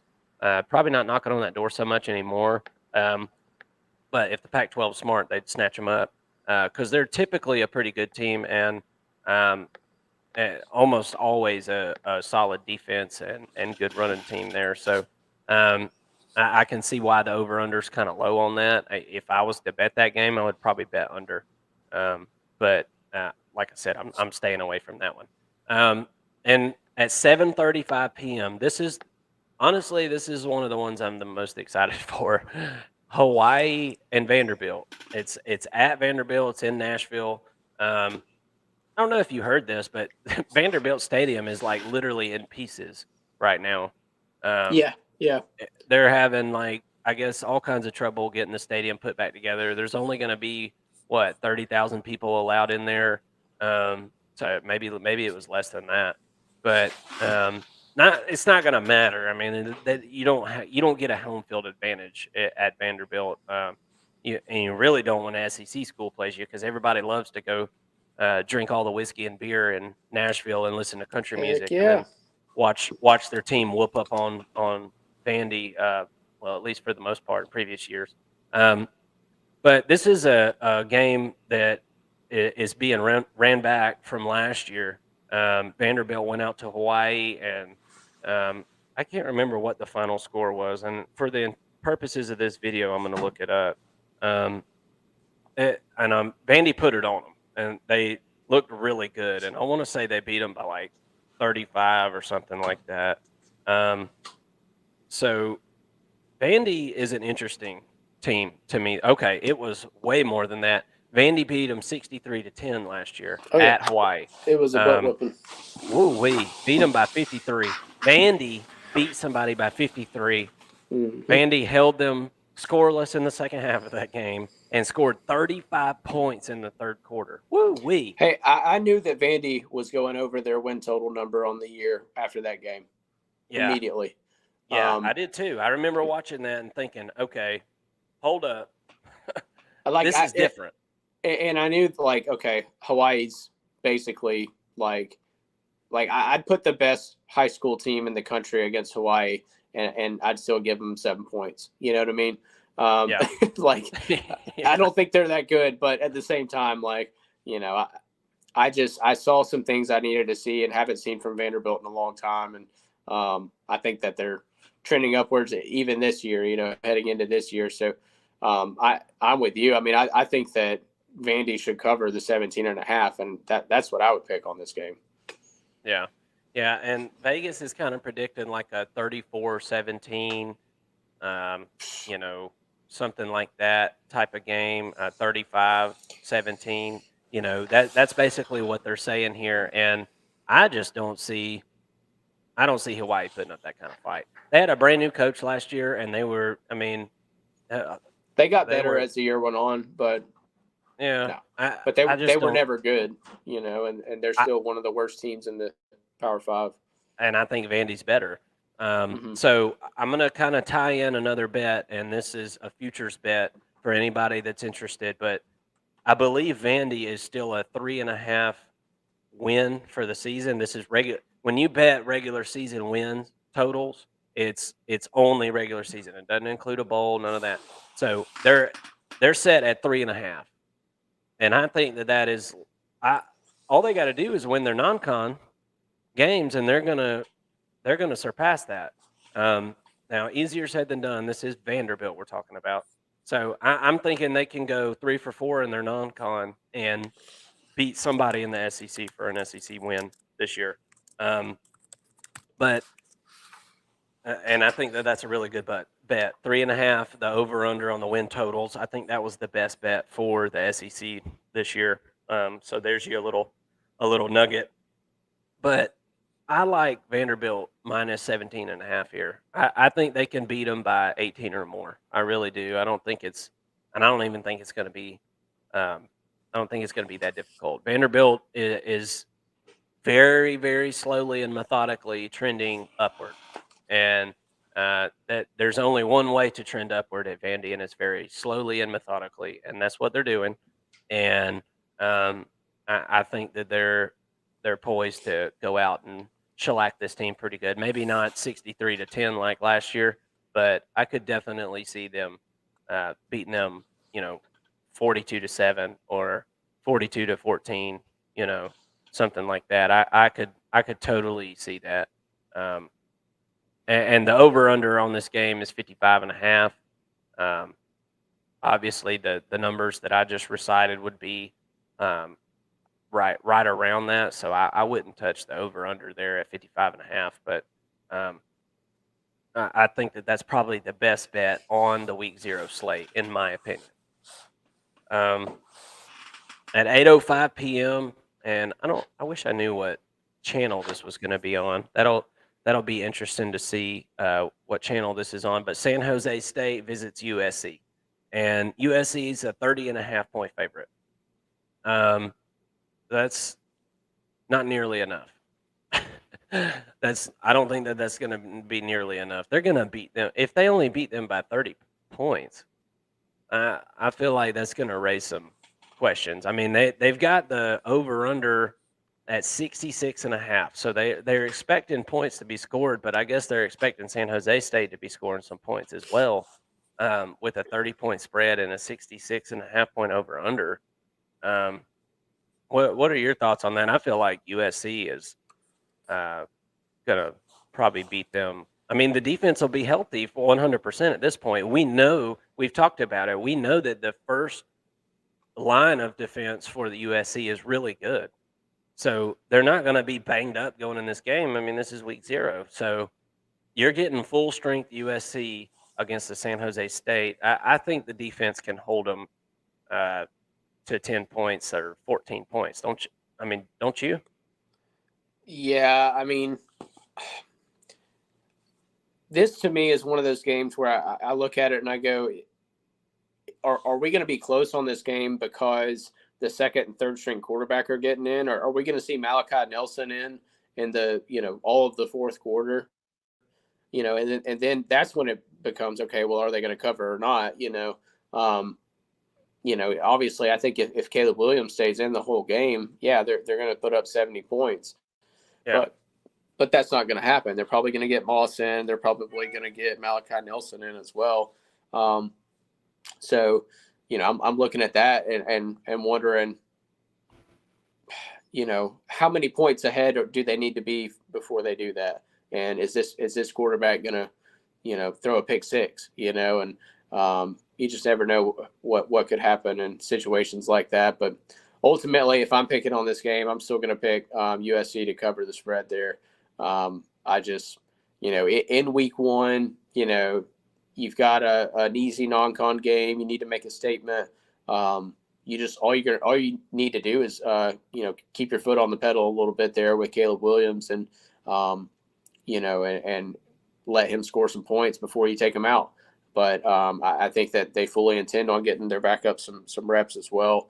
And even that being said, I think they can still win this game by 40. Yeah, I think that would be wise if they did that. Part of me wonders, okay, are they going to take Caleb Williams out, or are they going to let him, get them stats right and try to win that back-to-back Heisman?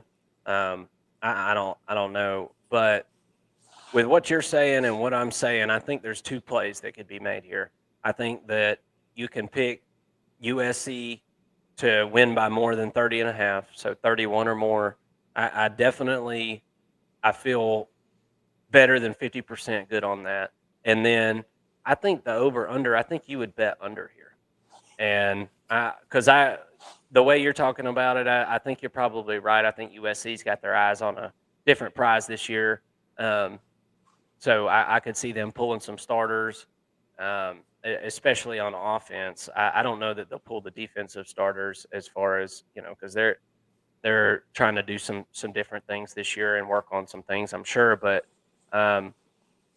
I could see the under play working here and USC beating them by 31 or more. And then the last game we got at 9:05 p.m. we got Florida International and Louisiana Tech.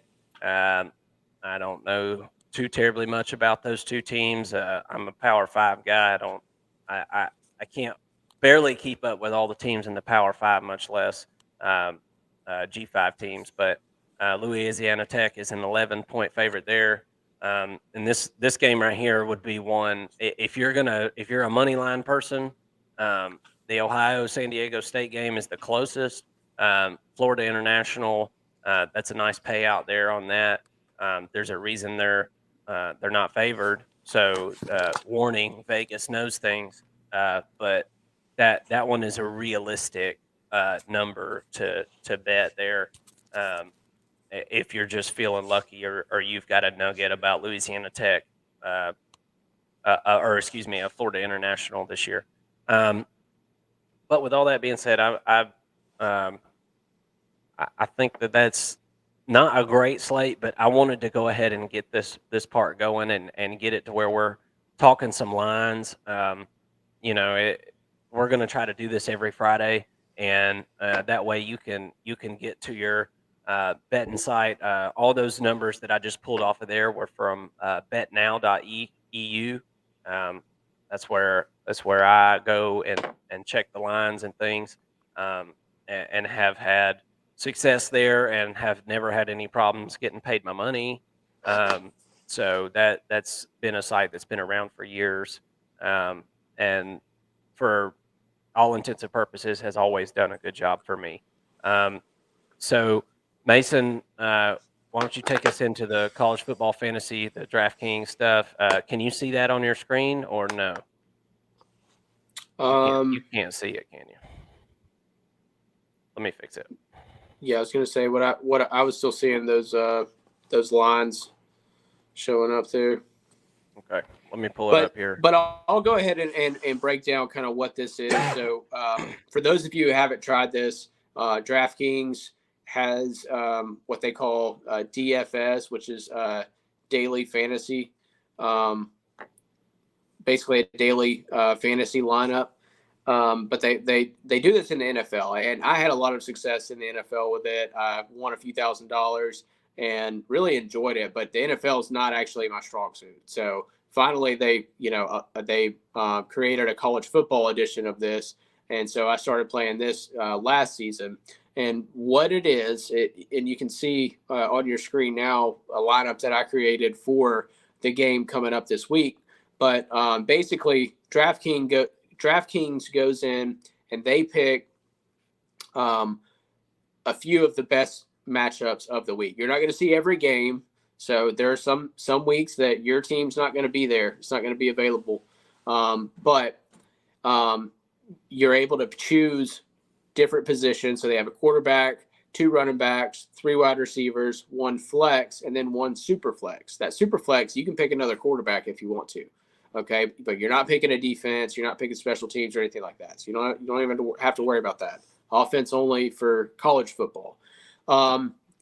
So, but you have $50,000 to work with, and you can see on your screen there on the right, you have different value amounts for each player, right? So, for Cordero for San Jose State, you've got him valued at $6,300, right? So as soon as I get him, well, now instead of having $50,000 to work with, I now have $43,700 to work with. So now I've got to build a lineup on that, and fill out the rest of the lineup.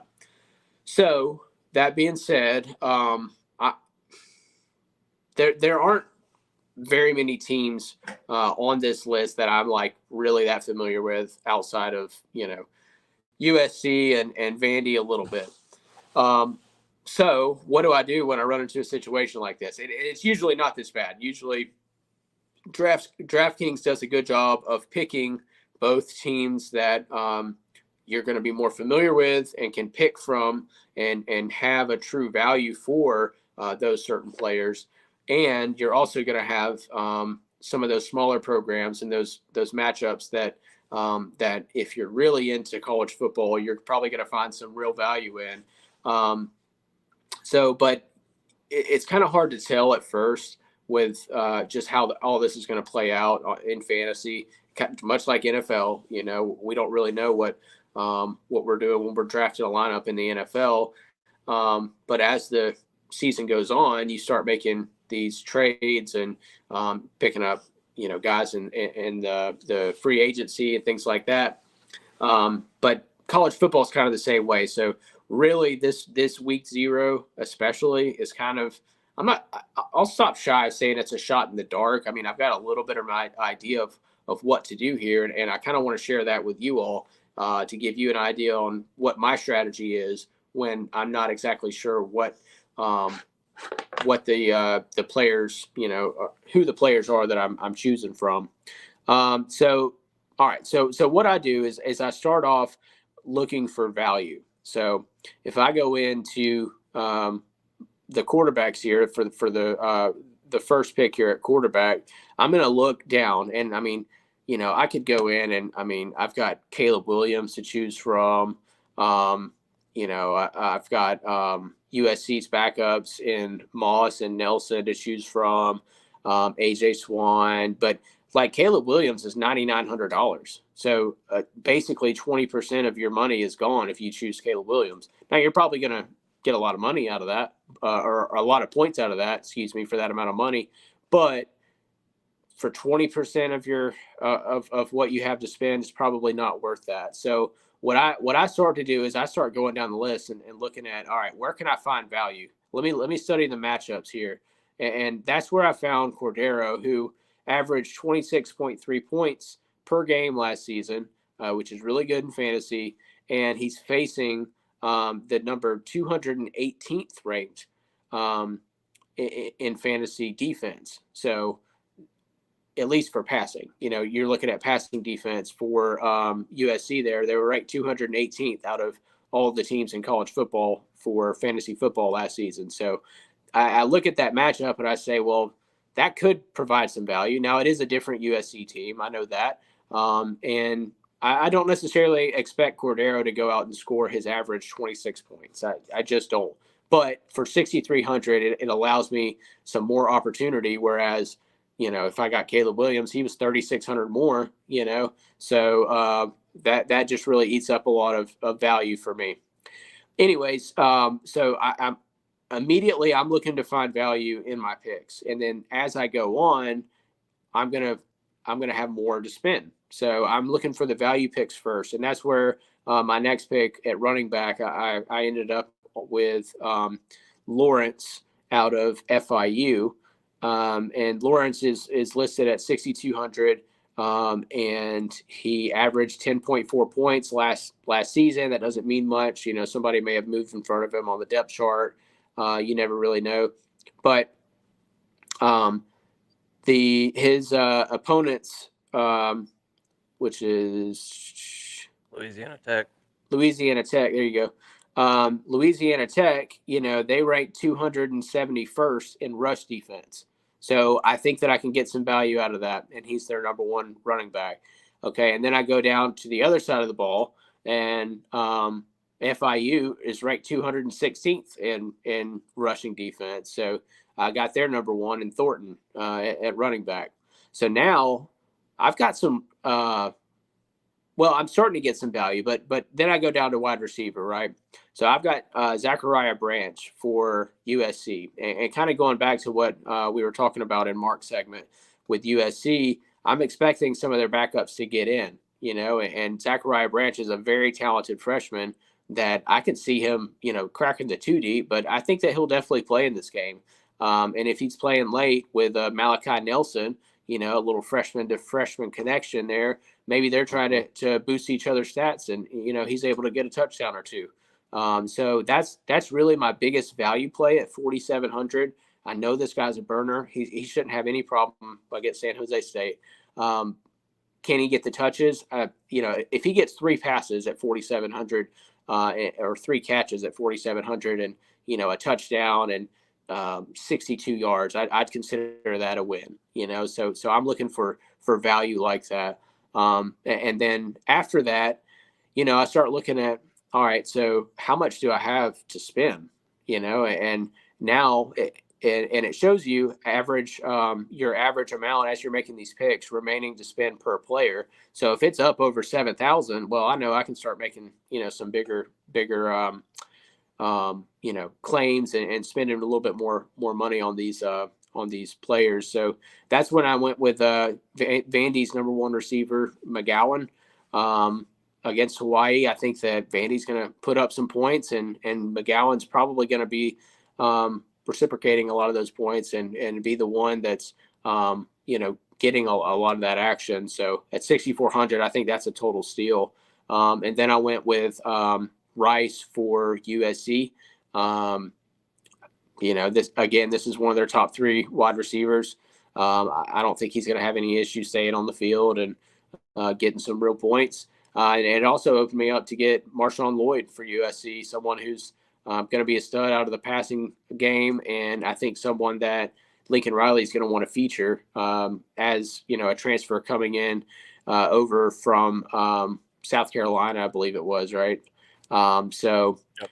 He's going to be one that they want to showcase, and I think that he's going to have a hell of a game. He averaged 18 points with South Carolina last year, and I think he's going to have like 2 touchdowns against San Jose. He's a freak, dude. Absolute freak. And then at the end here, so I still had a lot of money left over for my second quarterback. And look, for this super flex, I'm always picking a quarterback. I don't care what happens. They score the most points. Why would you not? So I ended up going with Pavia from New Mexico State, just because I know UMass is a really bad, passing defense. What I think that says 182nd in the country. Yep, sure does. Yeah, so that's what I ended up going with. And I think that that's a really good lineup. One alteration that you could make, and you mentioned, you did say that McElroy was big on the UMass quarterback, right? Yes. He was pretty high on him. So I don't know his first name. All I see is his initial here, but his last name is Famachan, which... it's Fumachan, yeah. Yeah, so which sounds like he's like Thai or something. We might have like our first Thai quarterback in college football ever. So it's a very funny name there. But I'm looking at this and I say, okay, there's an issue here, and it's that New Mexico State had the 21st ranked pass defense in the country last year, which is pretty dang high. It's going to be a little bit tough for him to probably score some points. Now, and I know you can't see this on your screen here, but Fumachan is listed, he's valued at $4,800. So in comparison to Pavia, I look at Fumachan and I say, wait a second, that's what, $2,600 difference. So I could do that. I could drop my value a little bit for my super flex. Maybe I get a few less points out of it, but it frees me up $2,600. So when I do that, I can go back in at quarterback, and I was hoping I would have enough to get Caleb Williams, but I don't. But I do have 8,900 left over. So I'm able to pick up AJ Swan from Vandy, who I think is going to have a great game against Hawaii. And now I feel like I have a little bit more of a complete lineup to play, and that'll actually be the lineup that I do play. But I wanted to give you guys an idea of kind of my breakdown on these fantasy lineups, these daily fantasy lineups. They are really fun to play. I played this lineup for $4, and you don't win a ton of money, but you can definitely play for $4 and win a few $100, and just keep it rolling. It's a lot of fun. It keeps you interested in watching all the games around the country. And I like to put in about $100 each year, and when it's gone, it's gone. But who knows? One day maybe you hit it and win a bunch of money. Like I said, I did have some success a while back on the pro side, and put in about $300 and walked away with a little over 2,000. So it can be done, but you got to know what you're doing, and you got to know how to find value in your picks, and not always go after the guys that that are going to produce, because if you go after those high dollar amount guys, you're probably going to have to sacrifice somewhere, and you really don't want to do that when what's going to win you in these lineups is finding value in a $3,800 guy who scores 2 touchdowns that nobody else saw coming. Right, that's where you're going to find the value, and then that allows you to go get a Marvin Harrison Jr. or Brock Bowers. It frees up that cap space, so you can go get one of those guys that are going to put up 25 points at least. So that's my strategy. I have a lot of fun breaking these lineups down. Obviously, you can tell I'm pretty passionate about it, and I'm hoping I can convert some people this year, and have some people share their success stories with me, and hopefully I give you a pick or two to help you, win, and probably even beat me, in some of these same lineups. So I'm excited about it, and excited to have the opportunity, and hopefully you guys can win some money with me. Yeah, well, DraftKings is going to owe you some commissions. Promo code Mason 2023 for your Yeah. free $100 match there. Now, Let me make note of that. I got to reach out to them over at DraftKings. Yeah, reach out to the boys at DraftKings, please. They owe me $100 from last year too, so maybe that'd be a good starting point for compensation, getting that 100 back. Now, I'll probably jump into that this year too. So that sounds like fun, and sounds like something I'd be interested in doing for sure. But for the First and Long college football show, that is going to be it for tonight. We'll be slicing and dicing up some of these videos and pumping them out there so that everybody can watch team specific stuff, or specifically for conference championships, playoffs, all that type of thing. And all that's left to do now is just bring in the college football season, man. And it is finally here. Everybody go get your work done. I know we're having a birthday party for my 1-year-old who's won today. He's excited too. I know he is. He is fired up, and already going against his dad. He's having a baseball party on opening football day. But it'll be if you're going to do something on a Saturday, this is the Saturday to go do it. That's right. You can just kind of glance and catch the scores and catch the highlights, and you're not going to miss too awful much. But I know all these college football sickos will all be glued to the TV come 2:30, looking at how beautiful Notre Dame's uniforms look, and how awesome it is that they're in Ireland. So that being said, we'll be live at 2:30 for the Notre Dame game. Yeah, right. Yeah, we're having a big bash, big college football bash. But no, it's going to be fun to watch, and everybody will overreact probably to either how Notre Dame is really great or they're not good, and that's the beauty of the college football season. We take these little snapshots and we think we got everybody figured out. And, so it's going to be fun to watch, and I can't wait to do it. And we'll probably I'll get the schedule out, posted and everything. But next week we'll do I guess a reaction show to week 0, and then we'll get into it with week 1 and get all our breakdowns and our predictions and everything. But for everybody at First and Long, I appreciate you tuning in, even though there's nobody tuned in right now. We appreciate those who did, and we will catch you next time. Thanks.